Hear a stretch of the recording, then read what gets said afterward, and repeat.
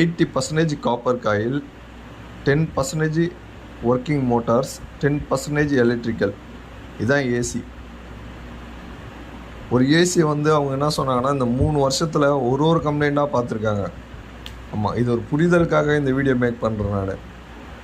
இன்டோரில் check பண்ணி பார்த்துருக்காங்க, indoor cooling காயிலே மாற்றிருக்காங்க. இதை பார்க்குறீங்களா, இதுதான் cooling coil, indoor cooling coil. So customer ஒரு வாட்டியாக செலவு பண்ணி என்ன தாங்க சொல்யூஷனு, வரவங்க எல்லோரும் சொல்லிட்டாங்க காவாதாங்க, வேறு எதுனா வழி இருக்கா? உண்மையாலே ஒன்றும் கிடையாதுங்க. சுற்றி பீச்சை ஒட்டின 5 கிலோமீட்டரு 7 கிலோமீட்டர் வரைக்கும் இந்த பிரச்சனை இருக்கும். பீச்சு சைடு சொல்கிறேன்.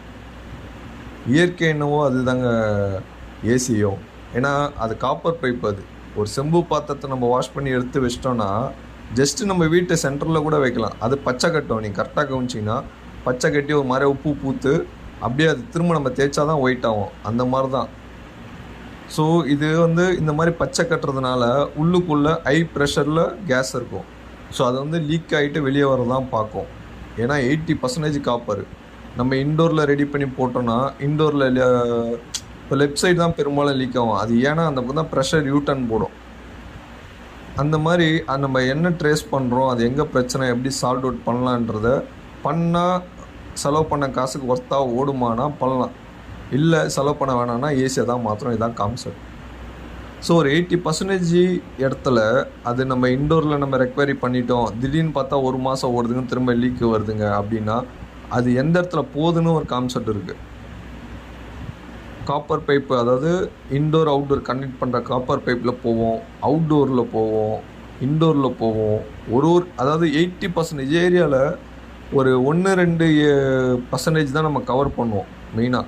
ஏன்னா இப்போ பைக்கில் பஞ்சர் ஆகுது, எங்கே பஞ்சர் ஆகுதோ அங்கே வரைக்கும் தான் பஞ்சர் போடுவோம். நல்லா இருக்க இடத்துலலாம் பஞ்சர் போட மாட்டோம். திரும்ப நம்ம ஓட்டும் போது எங்கன்னா போகுமானா அது நம்மளால் சொல்ல முடியுமா எப்போ பஞ்சர் ஆகும்னு? அந்த மாதிரி தான் ஏசியும். ஸோ அவங்க வந்து என்னுடைய எமோஷ்னல் கூட வந்து விளையாடிச்சிங்க ஏசி. அது ஒன்றுமே பண்ண முடியாதுங்க. எந்த ஒரு ஏசி மெக்கானிக்கும் சரி, அவங்களால என்ன பண்ண முடியும் அப்படின்ற ஒரு கான்செப்ட்டு. ஒன்று அதை செலவு பண்ணால் ஓடுமா, இல்லைன்னா மாற்றிட்டா நல்லா இருக்குமா, இதுதான் ஆப்ஷன். மற்றபடி அது ஓரம் இருந்துக்கிட்டு நம்மளால் அது ரெக்குவயர்மெண்ட் பண்ண முடியுமா முடியாதா, கிளைமேட்டாக அதாவது இயற்கையை நம்ம எதிராக அதெல்லாம் பண்ணால் ஏசி ஓடிடுமா, அதுக்கெலாம் வாய்ப்பே கிடையாதுங்க. ஸோ இந்த கஸ்டமர் கேட்ட தாக்கம் எனக்கு ரொம்ப திங்கிங் வந்துருச்சு. ஸோ அதனால தான் ஒரு வீடியோவாக நான் மேக் பண்ணுறேன் நான். Okay, thank you.